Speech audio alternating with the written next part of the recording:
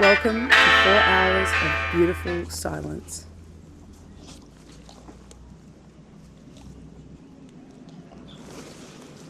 It's what you choose to do with it. Initially, the 4 hours seemed daunting, especially the waking and knowing I wouldn't have a meal until 5 p.m. Very afraid. Self-limiting beliefs, previous mindsets of disordered eating slipping in.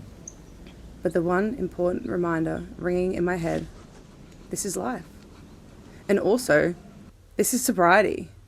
Really, just distracting yourself and going on so many side quests that you accidentally build a life so full that you forget about what you were running from in the first place. That is healing.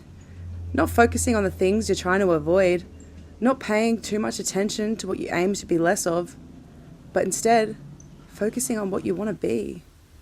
Not focusing on what I don't have, but instead what I do.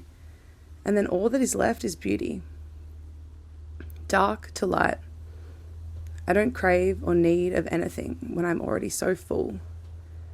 I can sit with my contentness in any room, and my presence can be a gift that I share with the world.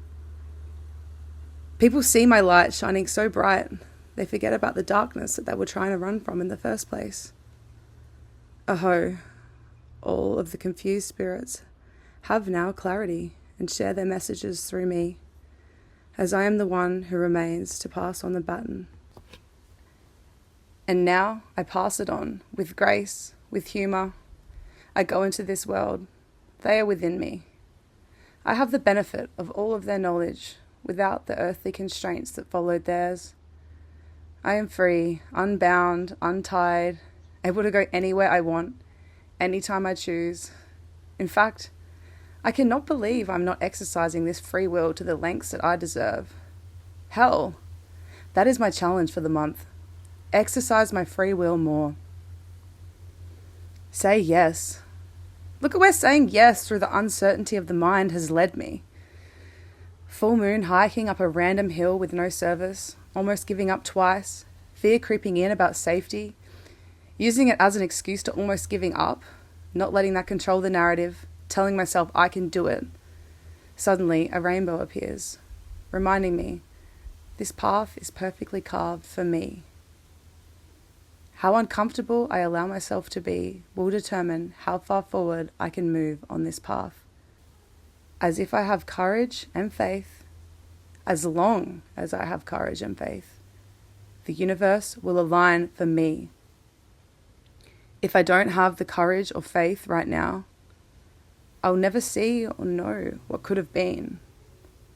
That becomes my new fear. The unexplored possibilities that fear held me back from. Life lives on the other side of fear, and I'm not talking about fear, in the way it's been sold to us. We've been so programmed and conditioned to reframe fear so that we're disconnected from the difference between a safe and healthy fear and a fight-flight fear. This is intentional.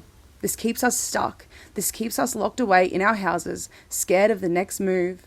Our only hobbies become being concerned with the lives of others. The number one hobby for the stuck is being concerned with what is never their concern. It's the easiest way to have control. It's the shortcut to feeling powerful, to feeling relevant, borrowing courage from others, doing anything to strip them of their courage. Claim it as your own. But the truth always reveals itself, and true courage never goes unnoticed. People who only know shortcuts will question the work it took for you to reach it. People with no morals will question the morality of how you arrived. However they respond to your arrival only speaks for where they are with them. So every day, choose your fear. Whether it's a cold plunge, a trip to the grocery store, a difficult conversation, sitting in silence, walking up a mountain alone at night, meeting yourself where you're at, you will be amazing as long as you keep the faith. The only way out is in. Understanding ourselves more is the only way to make peace within ourselves. Let's enjoy forgetting time. Let's enjoy not knowing what page we are on. Let's remember how much joy lives within the process. Let's remember that our art is only as good in the end as the joy we find in the process. The point of art isn't to arrive like a deadline. The point of art is to enjoy the process of creating. And that is why it's so impossible to create in a world with deadlines. Teaching English in a small mountain town of Ecuador taught me more about what I don't want for myself and what I'm willing to be scared and uncomfortable for. What my fear was allowing to make room for on the other end. It is the ability to not run on a clock, the freedom to not live by a schedule, the ability to float above it all and run this life of my own, guided by the moon and the tides and my own spirit, knowing I can stray as far as I need and also come home to myself anytime.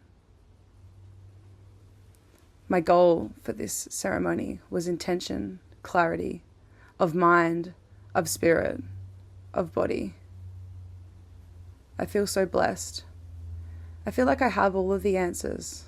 After suffering, fighting, pushing, facing my truth, opening up, hurting myself and others, letting go, learning to choose me.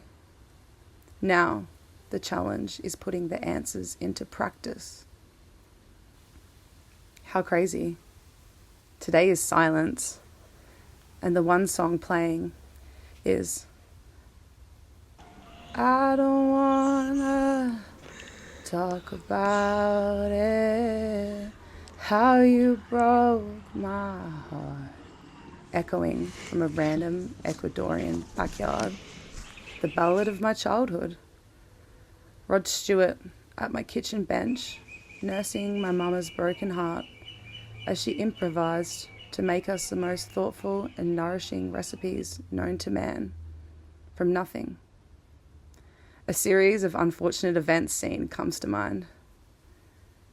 Shay asked me today how I can cook and nourish myself so well. The root of all of this is lack.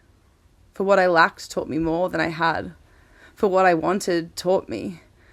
For what I was stripped of reminded me of what I deserved. So if you don't know, be curious, explore, enjoy the process. Then, my love, you have arrived. Oh, but I have so much energy. Where do I put it all? What do I choose? How do I choose? Well, my love, none of these things matter too much. Just choose one thing and focus on it for now. See how far you can go with that one thing and what it will teach you. And you will realize it's less about the thing and more about what you do. All of these thoughts can float and fly and catch and land, and none of them ever have to mean a thing. I can let go of them all, and I can remember. Whatever is meant to land will surely find its way. Oh moon, what one do I choose? I'm wasting away. Will I win? Will I lose? Oh moon, which one is right? I've been up all night. Choose left, choose right. Oh child, oh please, say it with me. There is no test, no judge. Which one is right, which one is wrong? It's less what you pick and more what you do. Have you not learnt a thing from me, Mother Moon? The joy is boundless. You don't have to feel suffering because other people are suffering. No. That's going on anyway.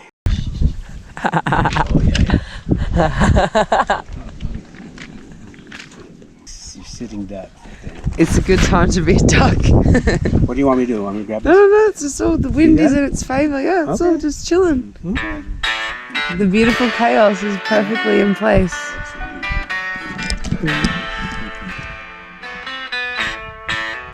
When I don't have the ability to speak, the barrage of ever-flowing thoughts, all that remains is my essence. You will never understand yourself through making sense of your thoughts, for this is a never-ending game. You will only ever truly understand your thoughts when you set them free. This duck has no idea what it's about to be a part of. Yes, the duck.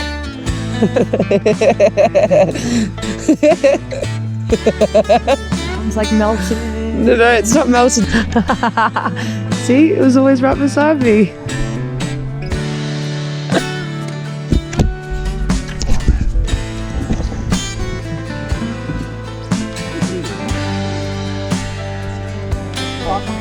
Yeah, no, I'm watching the dog.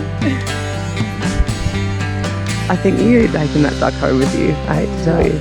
I hate to tell you that is your actually, duck. Michael would probably say yes and protect it like crazy. Like, oh no, Moose and Callie used to live and sleep with our ducks and our emu. See, when I have 100 things and I can focus on one. Did you get a new book? Yeah, and I wrote a new book as well. Oh, that's right too. Where did that come from? The Butterfly and Mariposa Teachings of 2025. Of course. Of course it did. David Attenborough definitely did a lot of ayahuasca. David Attenborough. That's what I wrote. David Attenborough, when I was sitting there, I was like, David Attenborough definitely did a lot of ayahuasca. You just make these connections. And then I said, why is there such a fear associated with it? Or is the fear relevant to the level of truth we're willing to accept within ourselves? Mm.